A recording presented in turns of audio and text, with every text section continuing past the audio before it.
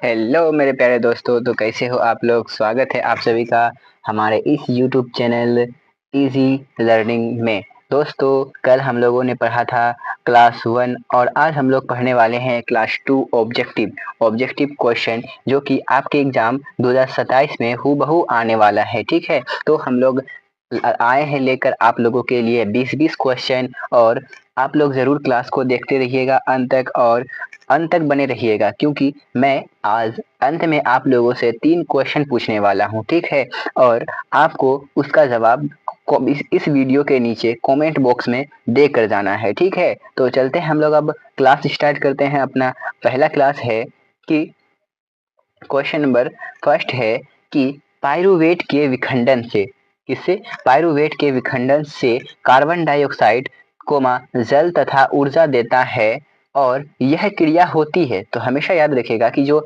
जैसे carbon dioxide, pyruvate के विखंडन यानी कि पाइरूवेट का टूटने से जो मतलब कार्बन डाइऑक्साइड, जल तथा ऊर्जा जो होता है, वो हमारे शरीर में जो होता है कोशिका में, ये क्रिया कहाँ पर संपन्न होता है? कहाँ पर? कोशिका द्रव में, या फिर माइटोकॉन्ड्रिया में, हरित लवक में, या फिर केंद्रक में। तो हमेशा याद रखिएगा कि ये जो क्रिया संपन्न होती है ये माइटोकॉन्ड्रिया में होती है। कहाँ होती है?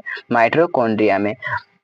आप लोग क्लास के अंत तक बने रहिएगा, ठीक है, और क्लास को लाइक जरूर कर दीजिएगा। ठीक है, चलते हैं हम लोग अब अगली क्वेश्चन की ओर। अगला क्वेश्चन है हमारा क्वेश्चन नंबर 2 कि निम्न में कौन सा पदार्थ लेंस बनाने के लिए प्रयुक्त नहीं किया जाता है? तो हमेशा याद रखिएगा मेरे प्यारे दोस्तों कि लेंस बनाने के लिए जो है ना, वो जल का भी उपयोग किया जाता है, कांच का भी उपयोग किया जाता है, प्लास्टिक का भी उपयोग किया जाता है। तो हमारा एक है जो मिट्टी, क्या है? मिट्टी, जिसका उपयोग लेंस बनाने के लिए नहीं किया जाता है। तो राइट आंसर हमारा क्या हो जाएगा? मिट्टी। सॉरी दोस्तों, यहाँ पे जल होना चाहिए। क्या होगा? सॉरी, एक सेकेंड।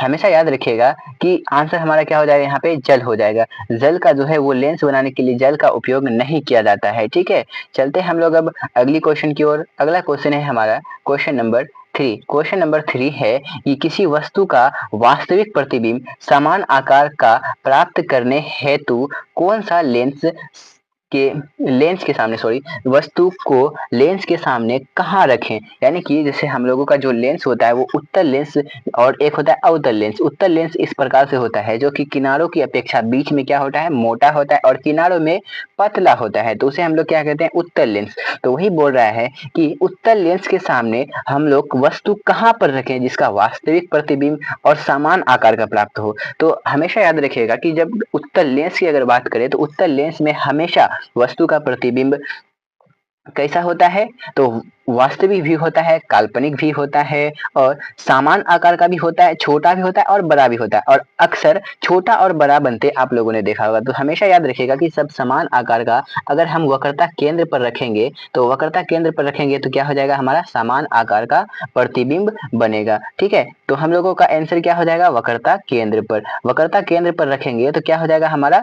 मतलब जो है कि वस्तु का समान आकार का प्रतिबिंब और वास्तविक और समान आकार का बनेगा। ठीक है, और वास्तविक और उल्टा। ठीक है, चलते हम लोग अब अगले क्वेश्चन की ओर। अगला क्वेश्चन है हमारा कि क्वेश्चन नंबर 4, सामान्य दृष्टि से वयस्क के लिए सुस्पष्ट दर्शन की अल्पतम दूरी होती है। यानी कि बोल रहा है कि एक स्वस्थ मनुष्य का जो नेत्र होता है, जो कि कम से कम कितनी दूरी को देख सकता है? क्या है? 25 मीटर, या फिर 2.5 सेंटीमीटर, या फिर 25 सेंटीमीटर, या फिर 2.5 मीटर। तो हमेशा याद रखिएगा कि कम से कम मनुष्य के जो स्वस्थ नेत्र होता है, स्वस्थ मतलब अच्छा नेत्र के लिए कम से कम की दूरी क्या होती है? तो 25 सेंटीमीटर होती है। अगर इसी में अगर दूर बिंदु आप लोगों को पूछी जाए तो हमेशा याद रखिएगा कि दूर बिंदु जो होता है अनंत होता है। क्या होता है? दूर बिंदु अनंत होता है।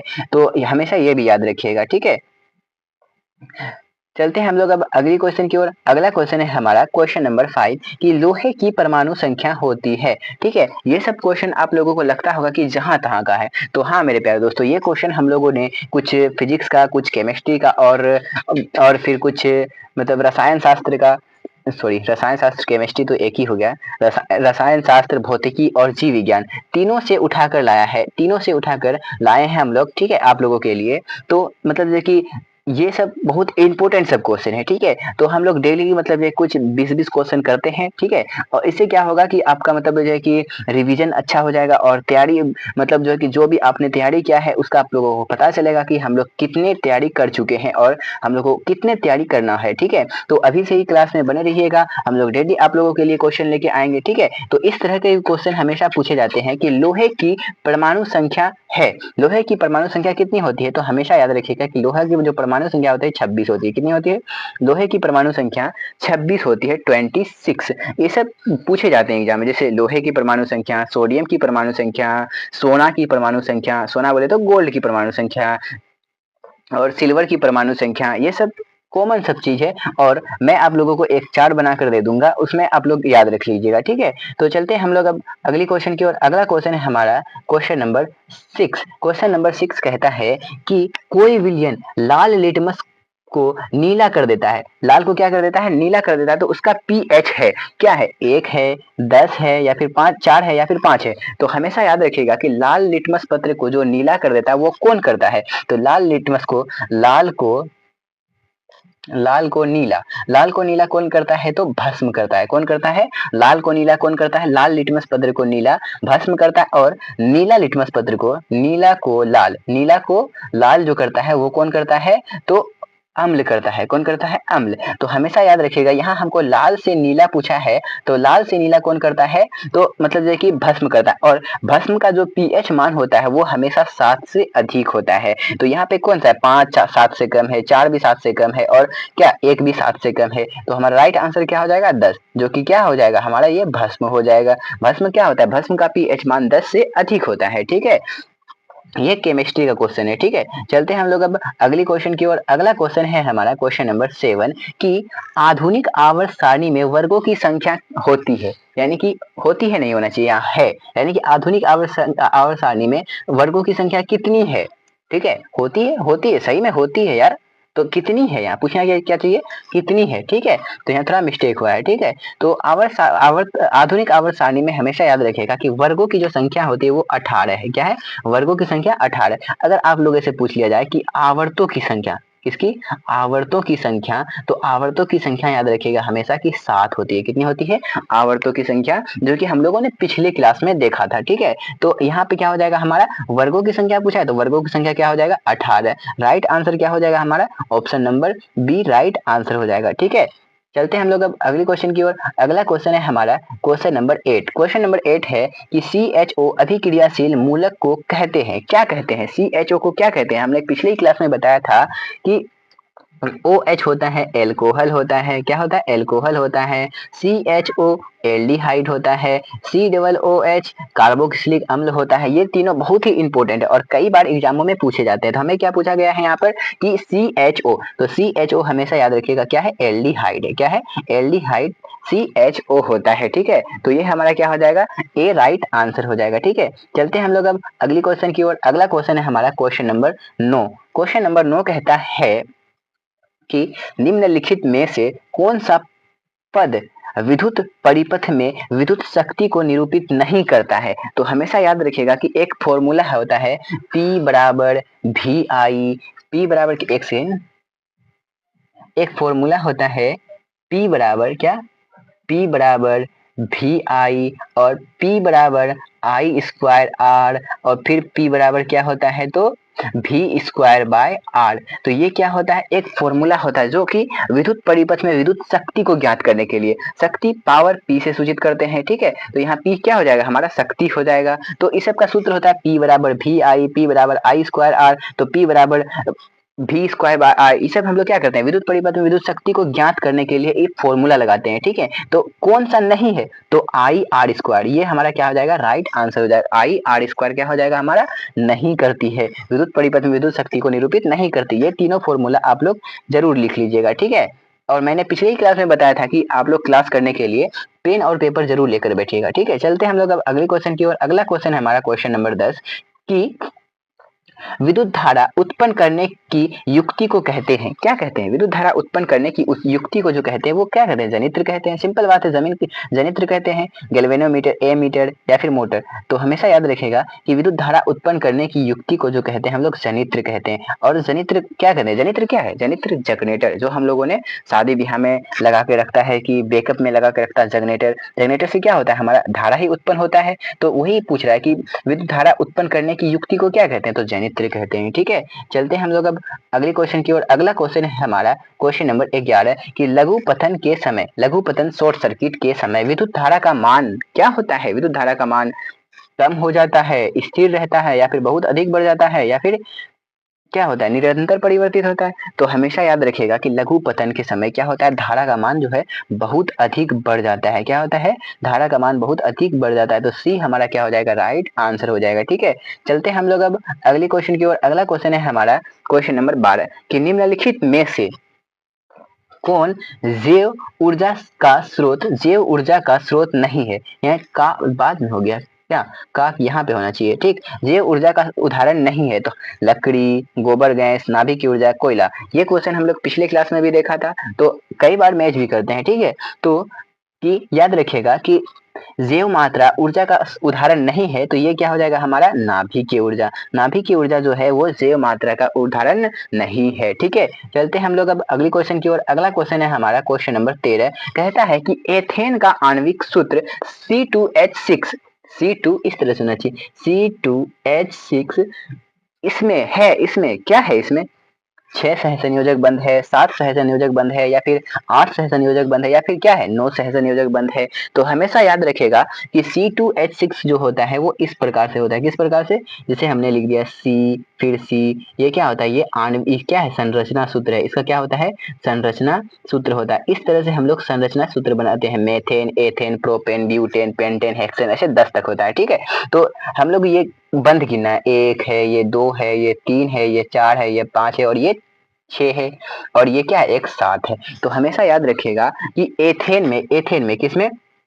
एथेन में, यानी कि C2H6 में कितने सहसंयोजक बंध होते हैं? तो हमेशा याद रखिएगा कि 7 सहसंयोजक बंध होते हैं। किसमें? एथेन में। ठीक है, तो हमेशा याद रखिएगा। चलते हैं हम लोग अब अगले क्वेश्चन की ओर। अगला क्वेश्चन है हमारा क्वेश्चन नंबर 14। क्वेश्चन नंबर 14 है कि ओजोन के अणु में ऑक्सीजन की परमाणु संख्या, ऑक्सीजन के परमाणु की संख्या कितनी है, या फिर होती है? कितनी होती है? तो हमेशा याद रखिएगा क्या होती है? 1 होती है, 2 होती है, या फिर 3 होती है, या फिर 4 होती है? तो हमेशा याद रखिएगा कि 3 होती है।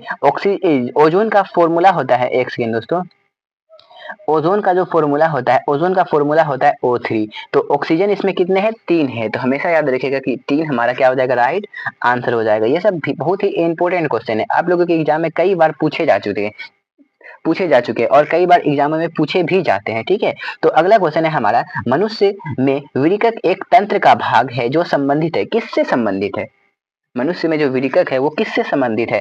पोषण से, श्वसन से, उत्सर्जन से, या फिर परिवहन से? किससे? तो हमेशा याद रखिएगा कि मनुष्य में विरिकक मतलब किडनी जो है वो उत्सर्जन से संबंधित है। किससे संबंधित है? उत्सर्जन से। ठीक है, चलते हैं हम लोग अब अगली क्वेश्चन की ओर। अगला क्वेश्चन है हमारा क्वेश्चन नंबर 16। क्वेश्चन नंबर 16 कहता है कि दो तांत्रिका कोशिका के मध्य खाली स्थान को कहते हैं। खाली स्थान को क्या कहते हैं? यानी कि कोशिका जो होता है, जो हमारे शरीर की जो सबसे लंबी कोशिका है, क्या है? तांत्रिका कोशिका। तो तांत्रिका कोशिका के मध्य खाली स्थान को क्या कहते हैं? तो क्या कहते हैं? द्रमिक कहते हैं, सिनेप्स कहते हैं, एक्सोन कहते हैं, या फिर आवेग क्या कहते हैं? तो हमेशा याद रखिएगा कि दो तांत्रिका कोशिका के मध्य खाली स्थान को सिनेप्स कहते हैं। क्या कहते हैं?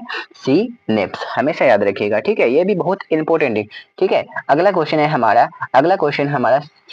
17 कि पराग कोश में होते हैं, पराग कोश में क्या होते हैं? बाह्य दर होते हैं, अंडाशय होते हैं, अंडक होते हैं, या फिर परागकण। तो हमेशा याद रखिएगा कि यह बहुत इंपॉर्टेंट है कि पराग कोश जो होता है, पराग कोश में जो होता है परागकण होता है। क्या होता है? परागकण होता है। पराग कोश क्या है? तो याद रखिएगा कि फूलों का पुरुष नहीं होता है, पुंकेसर होता है। क्या होता है? पुंकेसर। उसमें जो मतलब पराग कोश में जो होता है तो क्या होता है? परागकण होता है, ये याद रखिएगा। अगला क्वेश्चन है हमारा क्वेश्चन नंबर 18। क्वेश्चन नंबर 18 कहता है कि विकास के दृष्टिकोण से हमारी हमारी किससे सबसे अधिक समानता है? तो हमेशा याद रखिएगा कि विकास दृष्टिकोण से जो है हमारे सबसे अधिक समानता है वो चिंपैंजी से है। किससे है? चिंपैंजी से है। ठीक है, याद रखिएगा। ठीक है, चलते हैं हम लोग अब अगले क्वेश्चन की ओर। अगला क्वेश्चन है हमारा क्वेश्चन नंबर 19। क्वेश्चन नंबर 19 कहता है कि मुकुलन द्वारा अलैंगिक जनन होता है। मुकुलन द्वारा अलैंगिक जनन किसमें होता है? अमीबा में, ईस्ट में, प्लाज्मोडियम में या फिर लेशमनिया में? तो हमेशा याद रखिएगा कि यीस्ट में कौन सी विधि होती है? तो अलैंगिक जनन की कौन सी विधि होती है? तो मुकुलन विधि होती है। क्या होती है? मुकुलन विधि। तो मुकुलन विधि अगर पूछे तो क्या हो जाएगा हमारा? ईस्ट राइट आंसर, यानी कि बी क्या हो जाएगा हमारा? राइट आंसर हो जाएगा। ठीक है, चलते हैं हम लोग अब अगले क्वेश्चन की ओर। और ये है हमारा आज का आखिरी क्वेश्चन। हमने का पहले ही बताया कि हम लोगों ने 20-20 क्वेश्चन करके लाया है। ठीक है, 20-20 क्वेश्चन आप लोग जरूर कीजिएगा। डेली हम डेली आप लोगों के लिए वीडियो लाते हैं और डेली जरूर देखिएगा। ठीक है, तो डेली देखिएगा तो जरूर आपको फायदा होगा और आपके एग्जाम में अच्छे से अच्छे अंक आएंगे। आपकी तैयारी ऑब्जेक्टिव जो है आजकल बहुत 50% ऑब्जेक्टिव कर दिए हैं। तो ठीक है, तो ऑब्जेक्टिव पढ़ना बहुत ही आवश्यक है। ठीक है, तो ऑब्जेक्टिव हमेशा ध्यान दीजिएगा। कहता है कि विद्युत धारा का एसआई मात्रक क्या है? वोल्ट है, एम्पियर है या फिर वोल्ट मीटर है या फिर क्या है? ओम है। तो हमेशा याद रखिएगा कि विद्युत धारा का एसआई मात्रक जो होता है वो एम्पियर होता है। क्या होता है? विद्युत धारा का एसआई मात्रक क्या होता है? एम्पियर। तो ये एग्जाम में कई बार पूछे जाते हैं। ठीक है, आपके भी एग्जाम में पूछे जा सकते हैं। ठीक है, तो एम्पियर क्या हो जाएगा हमारा? राइट आंसर, यानी कि बी क्या हो जाएगा हमारा?